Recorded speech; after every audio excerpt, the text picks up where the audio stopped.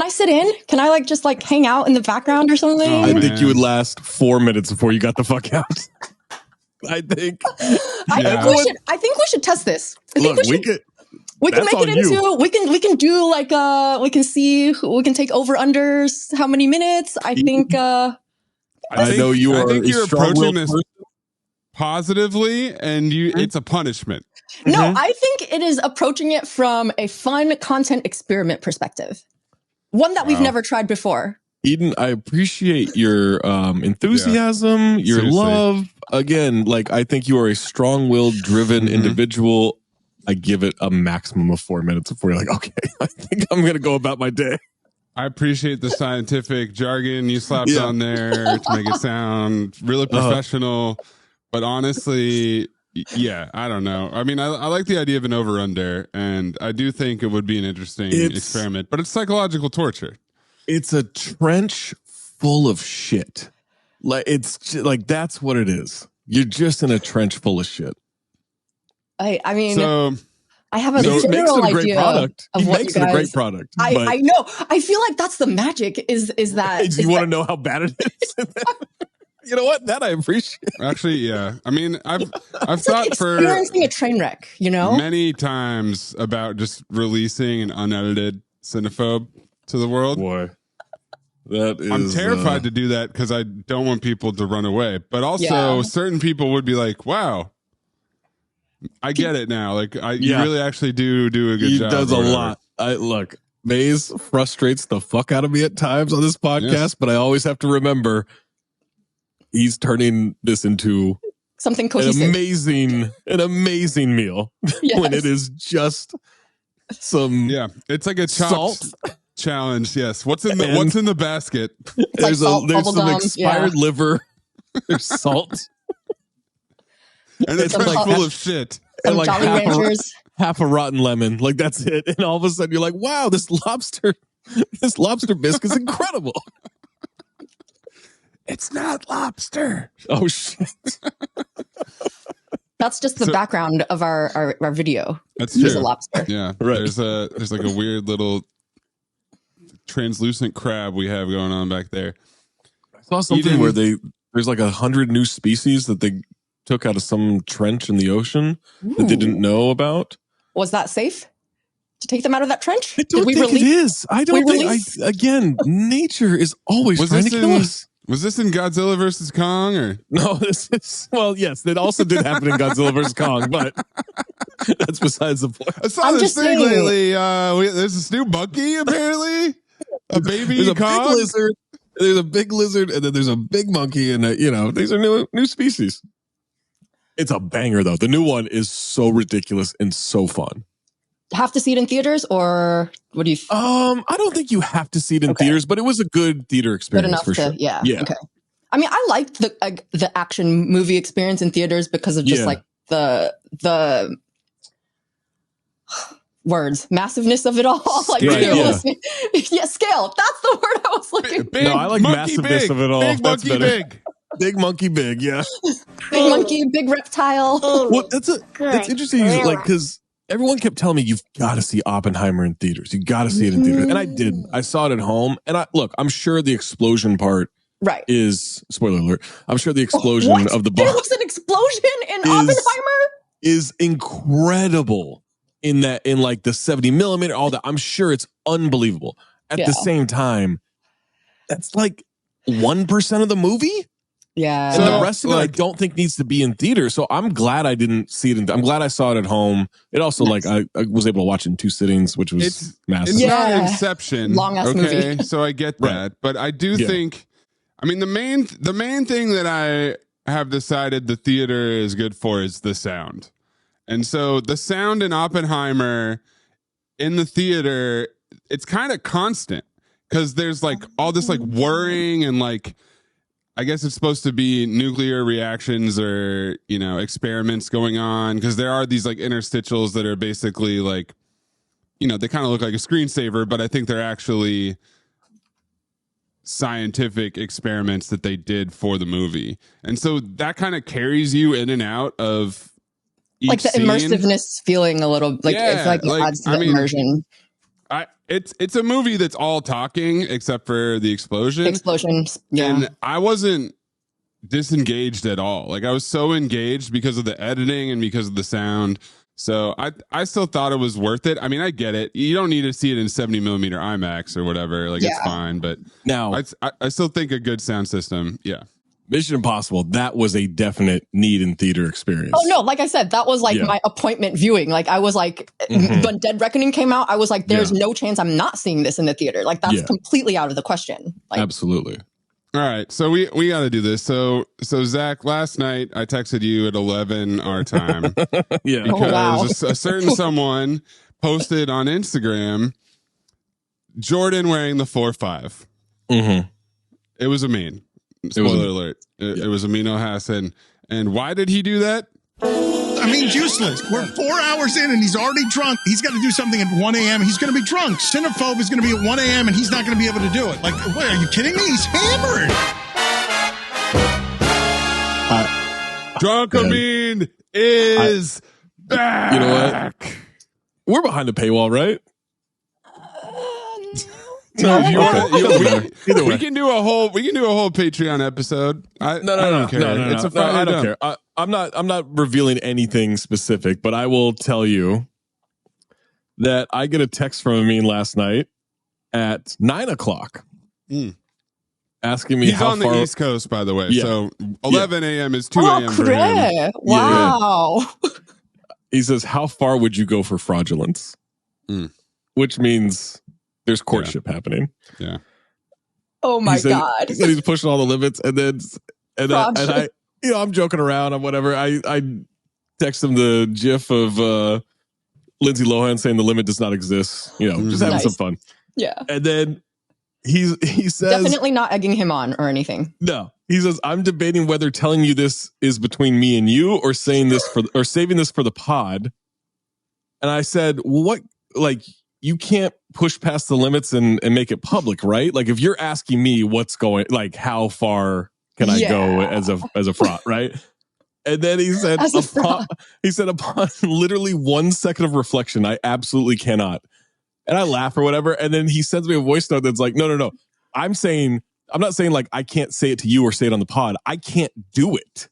I can't live this fraudulence. The limit does exist. It's too far for even him. And I said, how bad could it be? And he just sent me a picture of him like going like I don't know, like it's bad. Like oh my God. Wow. I was dying. And that was the end, and then 2 hours later, May sends me that. Ramadan is over. Ramadan's over, yeah. We are well aware. Yeah. It was Ramadan. And then he followed that up with texting us a picture of a Pop-Tart this morning. So he's eating during the daylight hours again. Yeah. How's he doing that? Pop-Tarts. Pop-Tarts. Lovely. Yep. And then he just texted all caps, oh my fucking God, I just found my next pick. Lock it in. He just made a pick. We're still doing his pick. Yeah, we're still doing his pick. And then he texts, I can't wait to share the trailer with you guys in a couple of weeks. I won't remember that any of this happened. I won't remember that any of this happened tonight. No, he won't even bottle this excitement through the weekend. No. This is hungover, Pop-Tart, sugar, fueled. I mean, just right. He's like a kid. He's like a kid. He's going to have a sugar crash this afternoon, probably in the middle of our recording. Let me ask you a question. Just energy levels just... Because I did something this morning that maybe violates a bit of trust in the process of social media. But like, there's this account that loves Cinephobe, but thinks that I hate the Boston Celtics because I don't help him masturbate to the Boston Celtics by saying they're the greatest ever. I'm like, I don't know. I got to see some things like I have questions. I have questions about every team, right? Like that's the job. And so, but he's a Celtics fan, and so he is convinced that I and Amin and Tom Haberstroh hate the Celtics and want them to lose. I will tell anyone, this is a little clue for everybody, right? And I've said this before, there's one team in professional sports I hate, that's the Raiders. I legitimately hate them. I want nothing but bad things, nothing but failure. I dislike the Mets, but it's almost like a comical thing for me at this point because they always shoot themselves in the foot, right?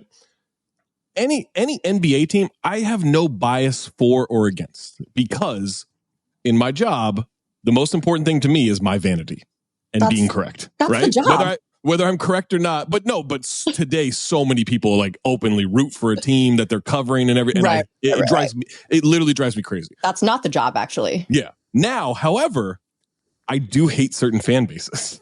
I wouldn't say I hate the Celtics fan base, but they are an annoying fan base. Like I get annoyed with like a lot of things, but I get annoyed with pretty much every fan base there is. Yeah. So that's not anything special to them. But most fan bases are annoying. This person is convinced that I hate the Celtics, and so like they were throwing shots at me like a week or two ago or whatever on responding to tweets or whatever, in which I said like, this is a joke. Like you can't possibly think I hate this team. I'm not going to help you root for them. That's not my job.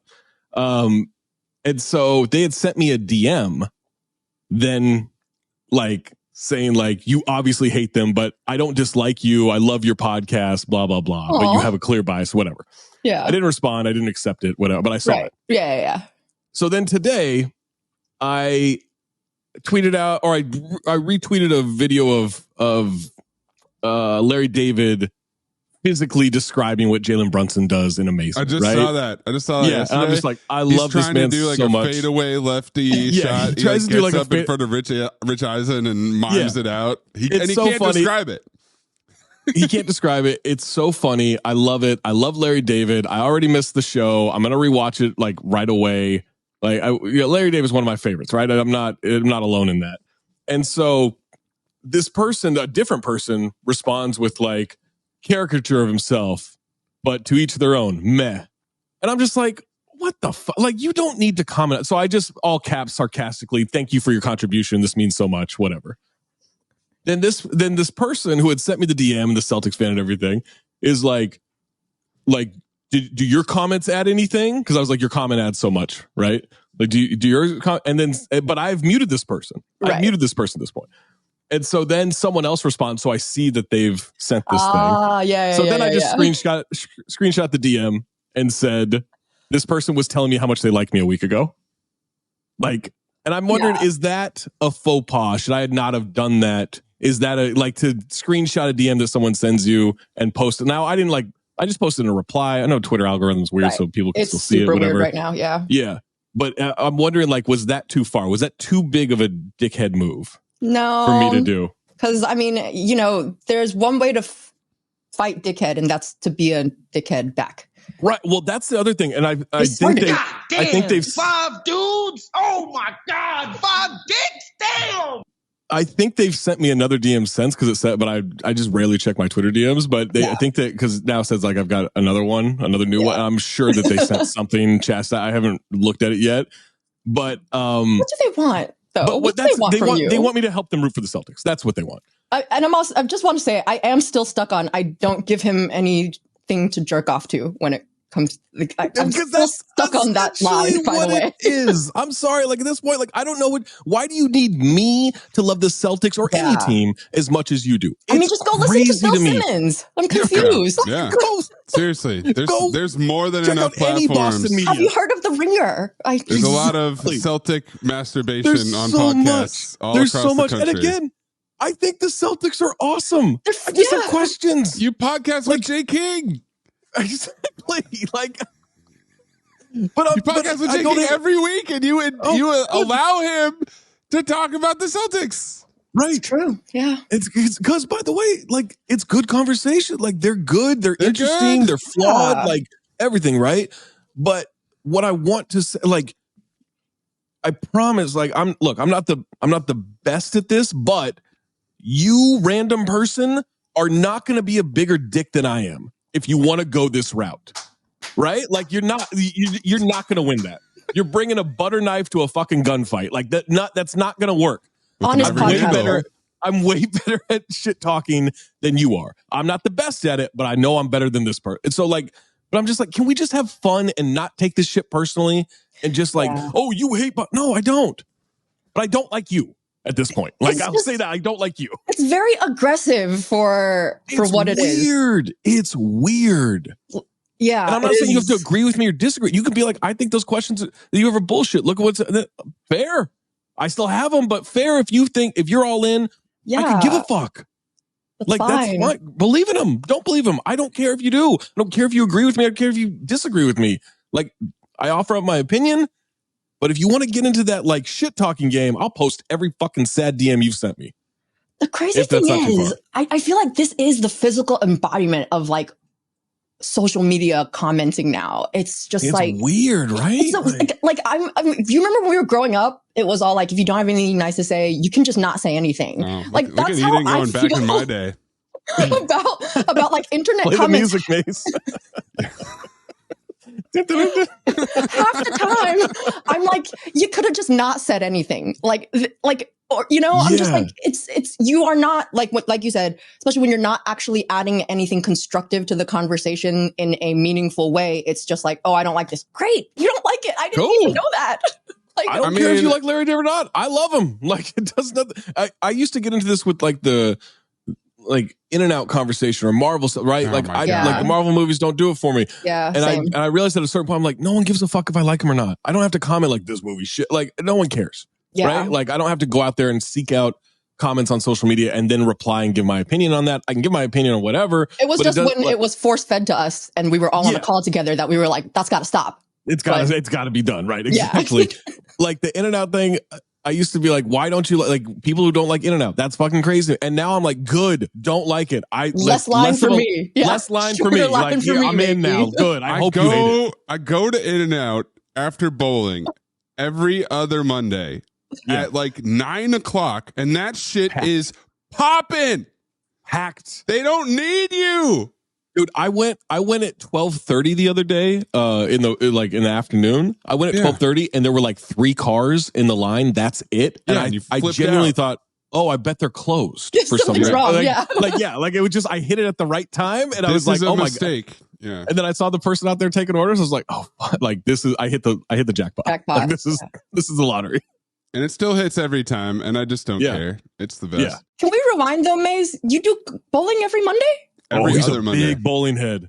What? Big bowling head. I know this. He's been doing this. I mean, by the time we get to Friday, it's like pretty long time. What are we bowling right now? What are we doing? I'm a terrible bowler. It drives me batshit. I can't put together 2 halves of a game to save my life. I'm great at the start, and I have a great start. I like so basically like if I have like my average is 145 or something. So that's pretty good. It's pretty good. But in my league, I am me nodding like I know what that number means. Not good. Like it's out of 300. 300 is a perfect game. Like a really good bowler, Eden is getting like 220. Yeah. Okay. 220 consistently. Okay. Yeah. Oh, like a professional is getting like 270, 280, 290. Gotcha. Okay. Consistently. Okay. Yeah. But like a regular person but even is then, like even the professionals, like if you watch like the Pete Weber, I know who I am. I know who I am, or whatever the fuck he said. Yeah. Like who do you think you are? That was to get like a 230. He wasn't bowling a 300. He was like, it was a good score, but anyways, like I'll put together a really good first half or something, and I'll be sitting at like 100 in the 5th frame, and then I will fall apart. Or I will just completely suck in the first like 3-4 frames, and by the time I figure it out, it's, I'll get back to 145 in like the last 2-3 frames because I'll, get a couple strikes or spares or whatever. But yeah, it's fun. It's chill. I love the diversity of body types and how little it has to do with how good people are. Yeah. I love the old ladies who get up there and just toss it, and you watch Bowling's that a thing good time, go down. man. It's great. It's great vibes. Yeah. And like the guy who the cook at the ale house where I do trivia is like, he's obsessed with this shit. Like he is all about it. It's his team. He and his dad do it together. Okay. And he's always like, yeah, I moved 3 boards to the left because the oil was pulled. And I'm like, I just throw it. I'm like, put the bumpers up, baby, like this. Like if I just get mad at myself if I like, overthrow, but I throw it hard enough where I could hit like the outside pins and cause enough chaos that I can still get like a 7 or 8, which is always amazing to me. But I usually about halfway through, I've realized I'm like, why do I always get worse at it? Because I think I get bored, and not that I'm good at the beginning. I'm just better at the beginning, and then I start trying to do like spin off the edge of the lane, and then see if I can cut it over. I definitely get bored and start doing that. I mean, it's repetitive motion. Like really, the best bowlers do the exact same thing every single time. It's like shooting a basketball. Like, that's what I was just about to say. I was like, Maze, it's not like you're going out there on like off days and like practicing or anything, right? Like, no. I mean, but like, you know, it's like pitching, or it's like probably like tennis, you know, tennis, especially because it's like first serve is as hard as you can go or whatever. Like you're going for the ace. Second serve, you're like, all right, I just need to get this in. That's kind of what it's like when, you know, your first ball, you're trying to get a strike. So you're trying to hit like the same pocket every time. Second ball, you have to clean up whatever mess you left for yourself. And then, you know, you got like the crazy, like there's all this terminology, like 3 on one side and 2 on the other. It's called the Greek church. What? Did you know that, Eden? I did not. Why is it? Is there? I think a Greek church is a sex move, isn't it? If you leave the 5 pin up, you got to hold up your 5. Your team has to hold up a 5, and if you miss it, you got to buy everybody a beer. If everybody on your team gets a strike, but you don't in a beer frame, you got to buy everybody a beer. This sounds like softball. What does this have to do with churches? Oh, Greeks just drink beer at church all the time. Oh, I'm assuming. Welcome to the Friday mailbag. It's Friday.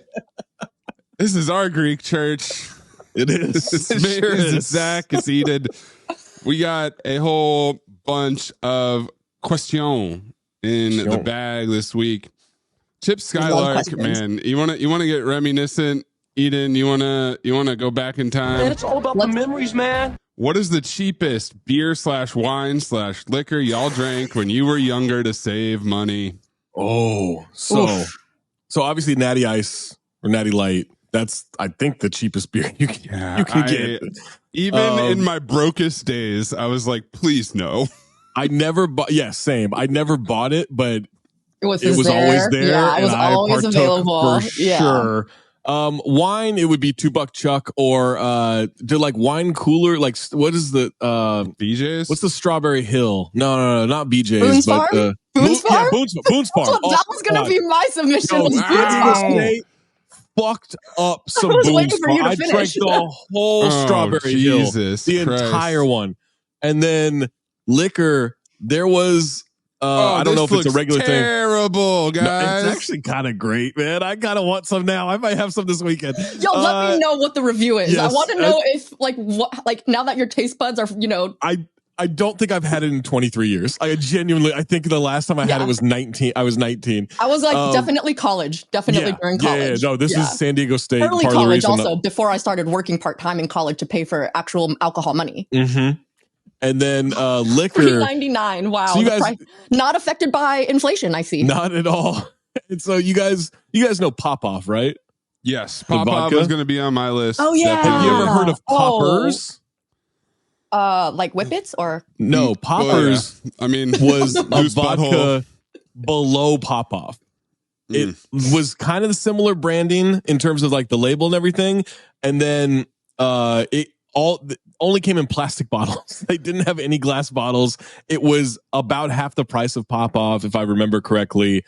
And we would take shots out of like tubes, like you would have for like a science experiment, right? Like not a beaker, but like the test tubes. Test tubes. Yes, that's what I was looking for. They still use that at actual bars.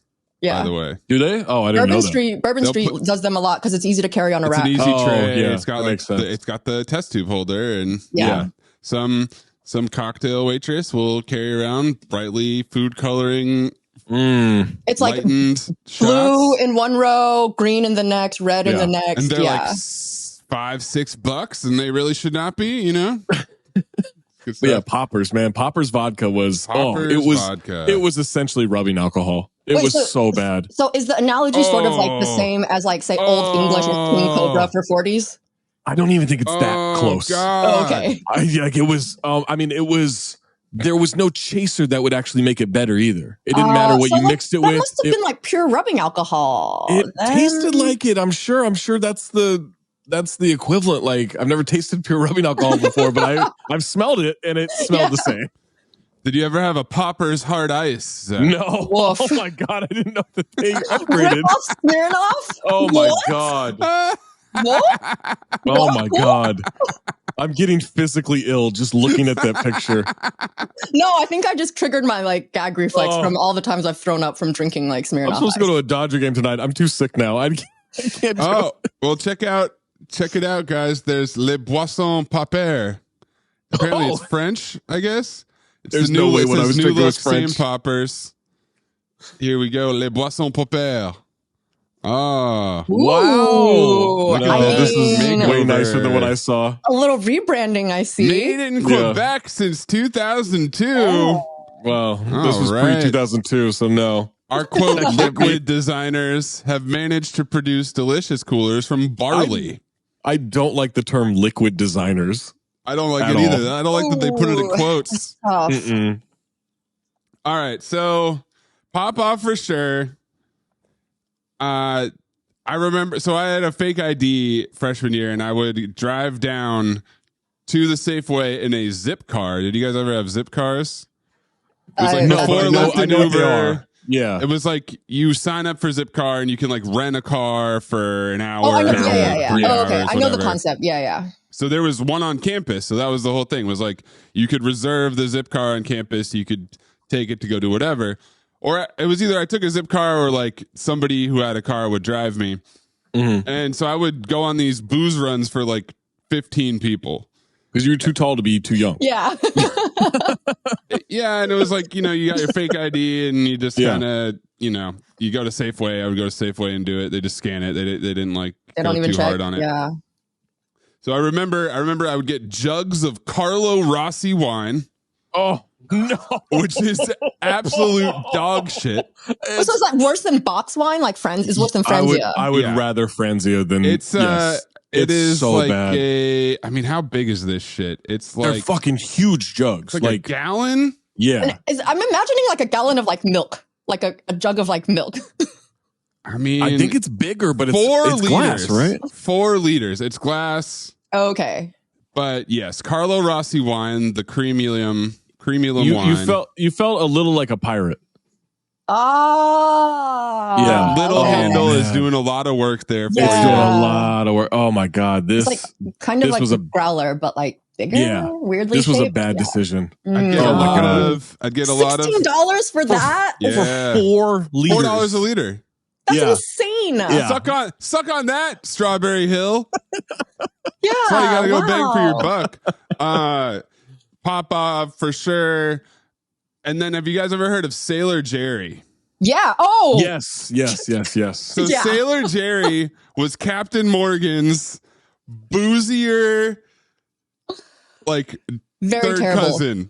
Don't recommend it. I don't recommend it. That so bad. That shit packed a punch. Like that would get you ruined Captain Morgan for wrecked. me. I couldn't drink Captain anymore after Sailor I can't really do rum anymore. Yeah, and it's too sweet. It's too spicy. It's strong, rum. it's sweet. Yeah. It'll get you real fucked up. Obviously, there was that brief window where Four Locos. I was gonna say Four Loko. I never did the Four Loko thing. I've never had one. South thing or no, Maze? You had Four Loko. No. It was we just had them. Okay. It was just a flash in the pan. It was just like a year or two. Where everybody was talking about it. It had its moment. Yo, you drink 2 Four Locos, you get fuck. I was at downtown Vegas, so like old Vegas, right? Like where you'll get stabbed. Nice. And sat down this is during summer league, sat down at a blackjack table. This would have been I don't know, like 8 years ago, 7 years ago, something like that. And obviously it's the new version of Four Loko. It's not quite the bath salts version of Four Loko, but it was still there's still a connotation there, right? Right. And this I won't say her name, but this woman who does work in sports media, does cover basketball. Okay. Who I'd never met before. Yeah. And like she's like decently known, like for like definitely like the team that she covers and everything. But we're sitting at a blackjack table. I've never met her before. She introduced herself. I introduced myself with a group of people, whatever. And she just reaches down and pulls up a Four Loko and cracks it open. I thought, oh no, I got to get out of here. I got to get out of here. Yeah. This is It is like I'm already in downtown Vegas, which makes me uncomfortable. You've got a Four Loko. I got to get the fuck. It's like me. I'm the one that needs to get myself out of the situation right now. Yeah. No stranger danger. This is just danger. This because I mean, even though it's been nerfed, if you're still drinking it, that's crazy. Yeah, it's like I like the taste or some shit. It's like what you like melted Jolly Ranchers and Pop-Offs. Like, what are you talking about? Is that what it tastes like? I've never tried it. It's super fruity. Fruit flavors, like because it's technically malt liquor. Like it was technically a malt liquor. Okay. I guess I never knew what it was. The thing that put it over the top was the caffeine. It had a shitload of caffeine in it. That's right. So, lemon was a really popular flavor. Yeah. Instant blackout. Like you drank, most people would drink one, but if you drank two, like you are fucked. Y'all, our go-to move was like get a little like whatever the size fifth of Jack Daniels, like shots of Jack chased with Four Loko because the goal was clear there. I knew I loved you, Eden. The goal was to go to Harvard. That's what the goal was. Yeah. The limit does not exist, Zach. That's that situation. I'm trying to think of other shit though. I mean, I remember Sailor Jerry, real quick though. Yeah. And I've been waiting to bust out this story for years, but my buddy and his friend would watch Boondock Saints every night, slam shots of Sailor Jerry, and then go out. That was they do that like multiple times a week. So when I've never even seen Boondock Saints all the way through, but that's all I associated with. Is just like Sailor Jerry and Boondock Saints. Yeah. So I remember when we were introduced to $2 Chuck from Trader Joe's. Yeah. And just thinking like, this is the highest of society. Yeah. Because it was so cheap, but it tasted like it was pretty not bad. good. It tastes like Strawberry Hill or Carlo Rossi. No, it was not quite not quite the Strawberry Hill. And then this is like, I'd never tried this until I met these guys, but the AFE crew, there was a running joke for a while that Cutty Sark was like David Borey's drink of choice. We nearly brought David Cutty Sark. And like it was just a joke. It's like this. I don't even know. I think it's supposed to be Scotch. Yeah, maybe. Yeah, it's like the really lowest, nasty. It's disgusting. Like I took the littlest sip. I was like, I could never do a whole thing of it. Right. But people would like buy him like Cutty Sark and bring it, and he's like, all right, you guys gotta stop. I don't want to drink this. Like I'm making money now. I don't have to drink this anymore. And then the other version of that for Sean Jordan was, I think it's called Black Velvet. I think it's a whiskey. Mm-hmm. That is the like I think Jameson's disgusting, right? Like I do not like Jameson. I hate the taste. I hate the aftertaste. Doesn't do it for me. I need a better whiskey than that. And it's crazy to me that so many people have a go-to of Jameson. It is the go-to for industry workers. Absolutely. I've never understood that. It's so gross to me. But Black Velvet makes it seem like the highest quality. Wow. Yeah, it's real nasty. These fucking booze ads. Oh my god! From the 70s. Look at that's Telly Savalas. That is fucking Jennifer Aniston's dad. That is Rachel from Friends' father, Telly Savalas. Wait, that's actually him, or that's that was Jennifer her Aniston's dad. Oh, or is it her that's uncle? her dad? I don't know. I do. She is related to him, but I could be wrong on that. I thought it was her uncle though. Oh yeah, you're right. Yeah. Related either all way. Of his children related to Savalas. I just he played James Bond's Stavro Blofeld in On Her Majesty's Secret Service, and he was on Kojak. Yeah. And his Legend of the 70s. Godfather. Oh, close Godfather, friends with John Aniston, Godfather. So my fault. Okay. But yes, the Jennifer Aniston connection. Yeah. And let's read the things. So gross. There are lots of whiskeys out there: straights, blends, gays, Canadians, but none can give you the exceptional feel of Black Velvet Canadian whiskey, a premium import at a very reasonable price. Too reasonable. Try Black Velvet and taste the velvet difference. And Mo's here, by the way, if you want to let him in. So, what size bottle is this for $8? What size bottle is this for $8? I mean, too much. No. It's too much alcohol for $8. This is an advertisement from the 70s on eBay. Wait, that's being sold? Inflation has now $130. It can't be for Black Velvet. Not for Black Velvet. No, I don't know. I'm just around a number. I literally Black just Velvet dove whiskey. in and saw Blowfield on the screen. $17 for. But it's a lot. That's more than a fifth for sure, right? 1750 milliliters. Because that's what Sean would buy because it was so much for so little, and then he would just drink it the rest of the night, and it was so gross, man. It's so gross. It's imported though. Woof. Sure. Yeah. So it's $17 and 3 of those dollars are import tax actually. So it's actually cheaper. Right. Yeah, and also it's much 8% off on Instacart, you know. They should probably pay you. Not to import it. Please The import tax should be the other way. It's so nasty. But yeah, then you get into the box wine, and what was it Franzia? Is that the main box wine? That's the one Rolls that comes Royce. in a giant box. Like it's a big box and it's like $7. So I remember freshman year, there was a girl on my floor who built a fucking pyramid out of empty Franzia boxes, and it was like 4 feet high. This girl today she's a senator. And Supreme Court justice. What are you talking about? The box was too slow, so they get the bag out. They'd be slapping the bag, drinking it straight from it like a fucking Odysseus. You know, Odysseus's men from a sheepskin. I remember my girlfriend at the time. Her friend was like always about Franzia, but like never opened the box itself. And so one night she was like, all right, like let's just take it out of the box. And so she takes it out and she's like, was blown away by it being a bat. And I'm like, yes, it's a bladder. What did you think was in there? Of horrible wine. Yeah. Did you think it was just in a box? Like I wouldn't let it go. I was so dumbfounded like that you would think that was just in a box. Like she just thought it was like in a lined, like a juice box, like literally, like like it's just lined or Bluth, what the fuck is wrong with you? All right, Mo, before we get off this topic, what is the cheapest, most disgusting beer, wine, liquor you would drink when you were younger to save money? That's the thing. I didn't drink till like I hit my 30s. So you never had to deal with the trials and tribulations of drinking cheap liquor as a 19-year-old. But like starting out, I think I drank, I don't even know what kind it was, but some of just the nastiest vodka. Smirnoff, probably. No, I don't even think it was that, because I think the person I was with, she was like, bottle? Yeah, she was like, this is nasty. She was like, she just said, she goes like, this is like, don't use this as your thought of vodka. And the thing was like, I vomited that night, and I'm like, cool, never having vodka again. And you haven't since? Oh. I've had it since. I've had better, but like still like that was maybe my induction, but I don't even know the brand. I never had to deal with it when I was younger. So. Yeah, man. I mean, there's nothing like the desperation of having that Rossi wine. Oh my God. That Carlo Rossi jug, dude. Yo, and they were like, let's get a jug. Like, because it was obviously did not partake. Right.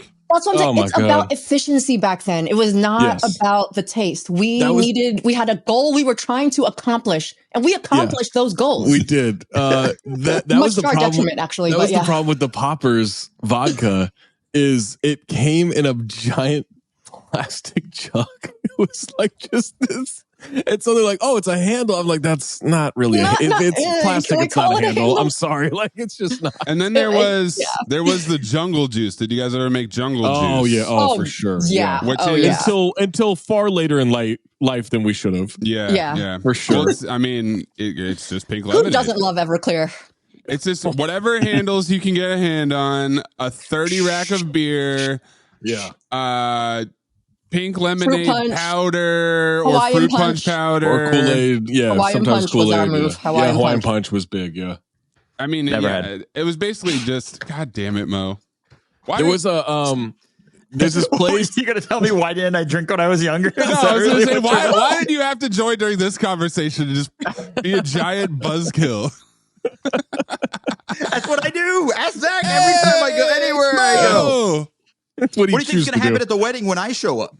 Yeah, we're going to be having a great time. It's like, oh, Mo's here. Oh, right, it's his wedding. Oh, yeah. Shit. Here comes the groom. There was this place I think it's still there, in Minneapolis. It's a speakeasy bar under this amazing restaurant called Bachelor Farmer. And they had this like giant punch bowl that you could order, and it's for 4 people or whatever. Yeah. And I remember one of our friends was like, I haven't tried it yet. Let's get the punch bowl, whatever. And so, all right, sure, we get it. and he starts drinking. Goes, oh, this is nothing like Jungle Juice, but in a way that like he was disappointed. I'm like, that's the point. This is the good version of it. Like, what are you talking about? Man, it's all about the memories, man. King Goose says, what is the procedure if someone keeps infringing on your parking spot before you completely lose your shit? Like if they keep putting their car in their spot along with the portion of yours. I told the doorman the first time and the valet straightened it for me, but today the owner did it again and I went straight into 11 out of 10 petty mode, complete with boxing him/her in. My question is, am I wrong or justified in my actions? See pictures. Now, nope, that's aggressive. That's crazy. I'm assuming they're not the Range Rover.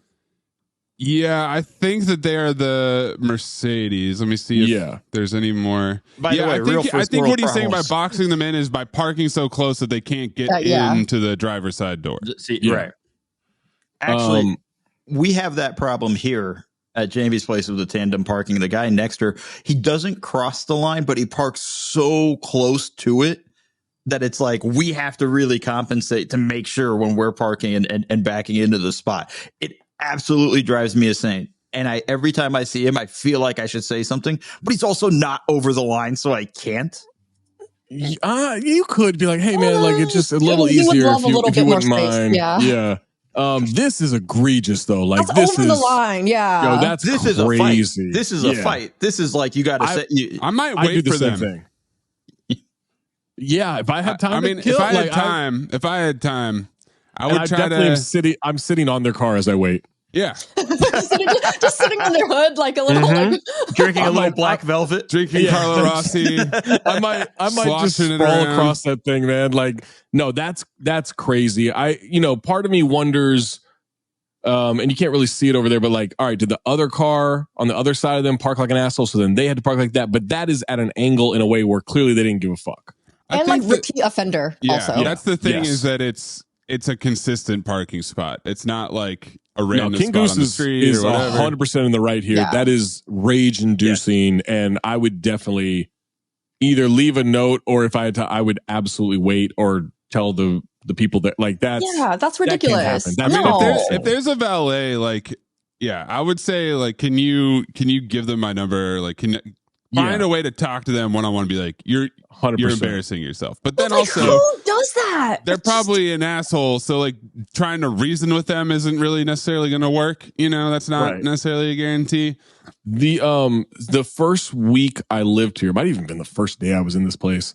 My parking spot, I had gone, I guess I wasn't over the line, but I was very like on the, like up edging the line or whatever when I parked, and the person next to me, I guess couldn't like really get into their car or whatever. And so they came to the apartment. They're like, hey, are you, is this your spot? Whatever. Yeah. They're like, you're not over the line, but it's very hard for my mom to get into her car, whatever. I was like, oh shit. So I went and moved it, and I have a wall, my spot, their spot. I'm at the edge of the parking lot. But I have so much space between me and that wall. And I've learned to like, all right, I can get super far into that spot. It's actually a little bit of a wider spot. So I try to be conscious of that. But they came over and were like, hey, just so you know, this is, and I completely like was like, oh, I can fix this. I can adjust this moving forward, whatever. Understand if it was me asking, Zach would just crash into my car. I wouldn't give a fuck. Yeah. Well, no, I wouldn't damage my car. I would park to where you damage my car and then my car, right? Yeah. Like you're not worth raising Zach's insurance, Mo. Come on, right, just cut the brakes. You can't do bodily damage. You just got to do that subtle damage. Some sugar in the gas tank. Hold on, Eden. There is a drink that has sake, red wine, soju, and Red Bull? That's what I'm saying. It's insane. And you have 6 seconds to finish it. How many? 6 seconds? Two people, though. You can, 2 people. No, thank you. Oh, I can suck that down. That's the insane. Bad Idea Challenge. Yeah, $27. Shouts to 886 in the East Village. Oh my God. That's ridiculous. 2 people, regulation straw. Let's do this. 6 seconds. Zach, let's go. And we get a picture on the wall. If you get it, you get more booze. I don't think I would need it. But you get it, so it's free. Okay, yeah, that's fair. All right. I mean, and we got a picture on the wall. Picture on the wall. You're not is it on fire? Or is that looks like it, doesn't it? Yeah. Do they light it on fire? But they don't have anything that would light on fire. Like that's not like 151. I mean, that would just burn away all the alcohol, right? Like, I think it's just maybe it's like indicating that this drink is flammable. Like it's gonna, 6 seconds. Gonna set your night on are they fire. busting out like the stopwatch? Like, how does that? Probably. Yeah, it's crazy, man. I mean, there's only one way to find out. Like, that's true. That's Bad a good idea point. challenge. Yeah, I don't have parking spots, but I have this like weird. So I have slot parking on my block here next to our driveway, and there's this weird, not a real spot where they like didn't have quite enough room to do the normal line, so they try to exit out. Yeah. Oh yeah. Always people try to park there anyway. Always people park there terribly, poking out, whatever. But the only I have to tell my mom or me, like, you got to pull your car up as far as you can, like to the edge of the blocked off spot, so people don't even think they have enough room to try this shit. Because otherwise they will box us the fuck in our driveway. And I always get pissed, and I'm like, fucking assholes or whatever. And I always think like I should do something to this car, but then I'm like, now I'm starting a turf war. My car is also sitting out there. Right. You don't want to start that war. It's not worth it. So I've told you about my Russian neighbor who like stopped me that one night, and like we had a conversation and we smoked weed and everything. Peter so Stormare. He's You're next to Vladimir Putin. And so he saw me the other night. We talked for like, I don't know, like an hour or something like that. We talked for a long time, but I will park outside the building on the street parking. If I'm like, I got to get out in the morning, this saves me 30 seconds of, the gate opening and all this shit. And it's like, and it's pretty safe and everything. Right. And so I'll like every once in a while, I'll just park if the first spot in front of the building is available, I'll do that. And so I was parked out there that night, and he saw, and he was like, hey, I'd like to buy your parking spot from you. I'm like, what? He's like, yeah, I'd like to buy your parking spot. I'm like, but I use it. He goes, well, you're parked here.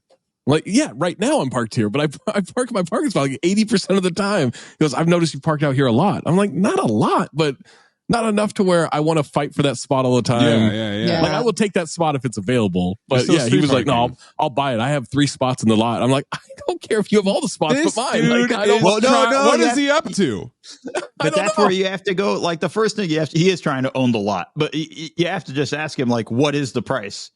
And I think I would like to know the price. It's not enough to where I am now interested in the inconvenience of not having a spot when there's nothing out there. How about this?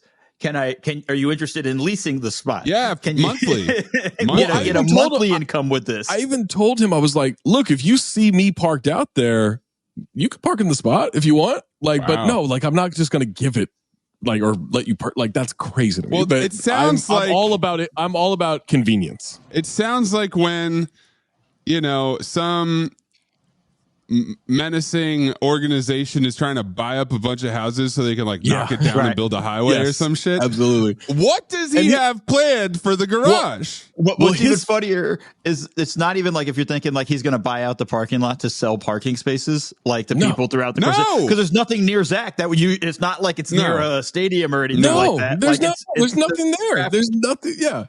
I guess I already have 3. Good for yours. That's crazy. Well, also like his family is like very extended, and like I think they have like almost the entire 3rd floor. They have a lot. Like, there's a lot of them here. Yeah, but he was saying him specifically. When I was a property manager, my boss owned a bunch of units, right? So he had all the parking spaces associated, and then there was storage associated with the parking spot. So his game was that he had all these storage things all over the building that he filled with shit. That's smart. That's smart. Yeah. But yeah, that's an interesting game. Eden, should we do this Lerv question here? Did you see that? Yeah, from Mark. Lerv from Mork. Shouts to Mark. Shouts to King Goose also. That's the homie. But yeah, so Mark's question was if you, I'm not reading, I remember it, but it's, I don't have Discord up, but it's if you don't get into shouting matches with your partner, can you finish it? Something about shouting matches. Have you ever been in a relationship where screaming matches happen? Would you be concerned or relieved if you never got in screaming matches with your partner? I think this question is interesting, and I think it depends on what you define as a screaming match. Sometimes that's like, fair, yeah. Like I don't like raising my voice, and I do not name call my significant other.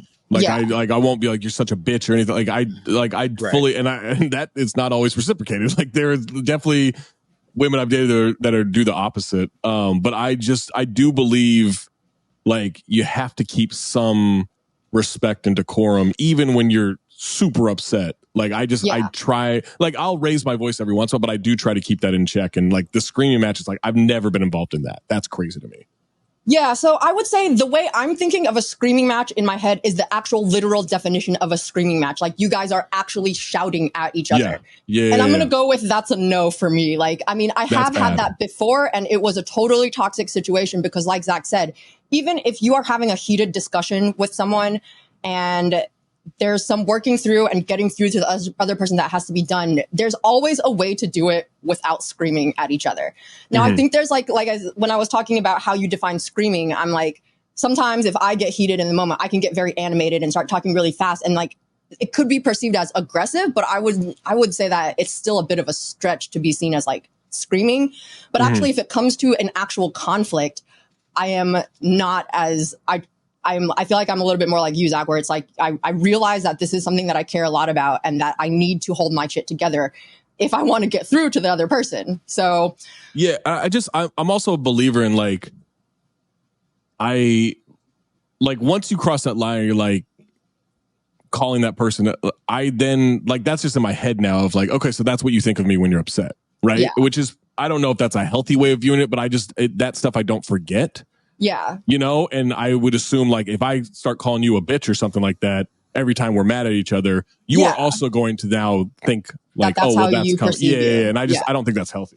Most being a real fucking disruptive jackass as Zach is bearing his soul. He's like, is holding the pen, the new glasses. Doesn't even have the cajones to say it out loud. Well, I didn't want to interrupt him. While he was. Mose, there's a thing called multitasking. So I'm also like writing stuff down that I need to do later. Don't worry. I'm multitasking. Yeah. I'm looking at houses. What?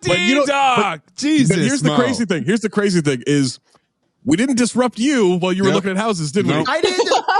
I just sent the text to the group. I didn't stop it. Yeah, Maze stopped the show with all of this stuff. You know we can all see the text. So how you feel about that? We can all see the text. But also would have been disruptive for everybody. But hey, sirens coming, baby. Yeah. Yeah, always take the brown guy out. Okay, fair enough. Yeah, I mean, I want to finish my thought though, because I also think that I do think conflict is important in relationships though. Like I feel like you should not be in a relationship that you get along with them all the time, because that just means that you're with someone that believes in the exact same things that you do, and there's no mutual growth and pushing each other in like any way.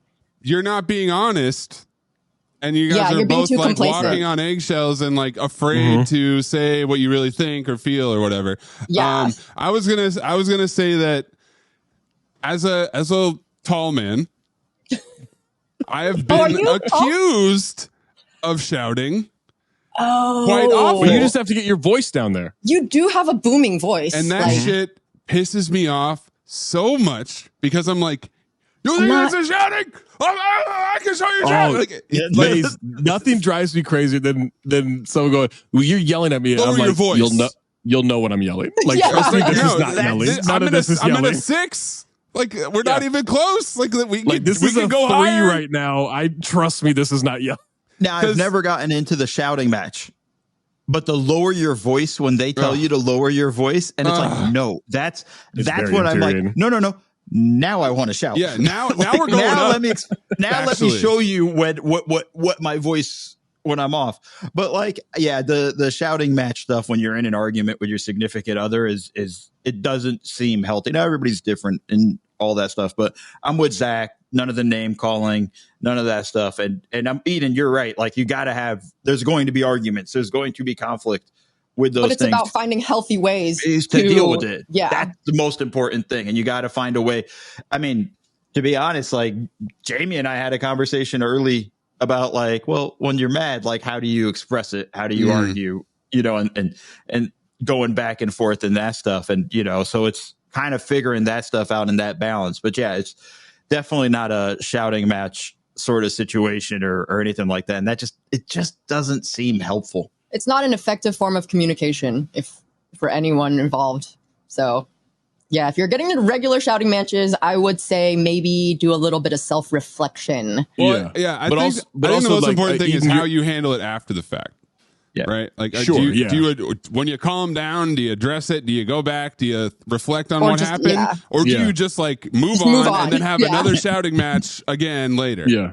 But Eden's point about like no conflict at all, like that is also like, that's a weird thing. A little too quiet. Yeah. A little too raw. It was something where like in a recent relationship, like it was like, well, we have different interests and different thoughts on things and different values. And I'm like, and to me, I was like, I actually like that. I don't want to be aligned on everything with you. Like it's not that it's boring. It's just that like, I like being challenged. I like being stimulated mentally. Like that's stuff that keeps me, engaged in everything. It's great when we agree on stuff and have the same interest, but I don't across constantly the board. Agreeing. It's crazy to me to think like, I got to find my exact match. Cause I just don't think that's healthy.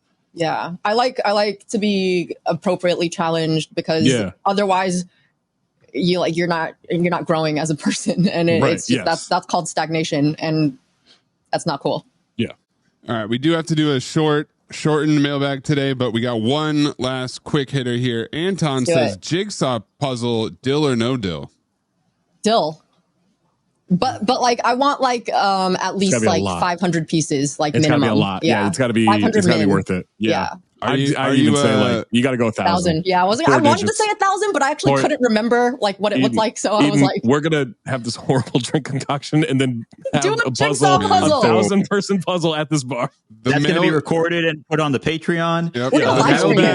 Mailbag activities are getting the mailbag activity list is growing by the week. We got to do the Taffer seltzers. We got to do the Sunny D seltzer. Sunny D. We said we were gonna do a chip tasting dill or no dill. I mean, Zach. That's right. Yeah, Zach, tell us your Dinamita sticks. Oh my God. Doritos. Look, they have hot mustard flavoring down perfectly. Yeah, these Dinamito sticks from Doritos, hot mustard flavor, hot honey mustard, and then hot honey mustard. Unreal. Like that's a 10 out of 10 super dill. And then they had this like smoky queso. Awful. Ooh, awful. Like it just wasn't. Mustard, yes. But like the queso one, like they were trying for something that they never got to. And there's at no point in the eating I didn't even finish. Like I had a small bag, didn't even finish it. Like I'm good. I love that they throw up mustard, man. I like that they throw up a Dinameter in the corner here. Oh, absolutely. Yeah, you got to know. Are you kidding me?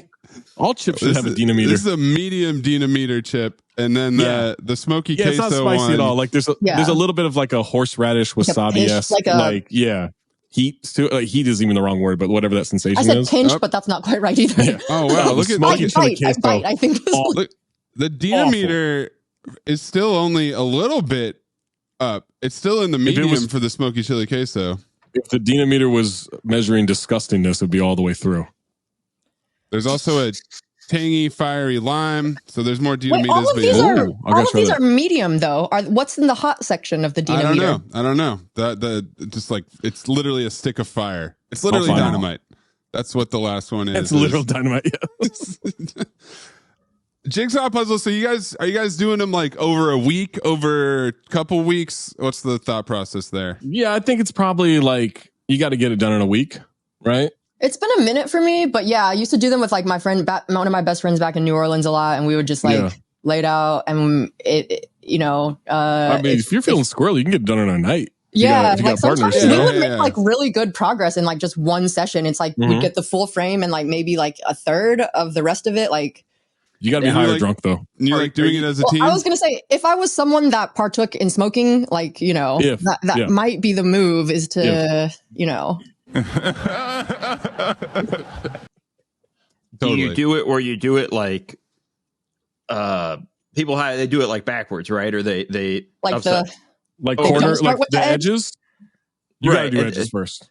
Right, like what's the philosophy with it? Because there's the people that do it and then they flip it over too, though. Like there's that's fucking nuts. That's crazy bullshit. That's wild. But like, I have heard that. That's also cheating, by the way. No, you do the border and then you fill in. Yeah, you have to. That's the only way to do it.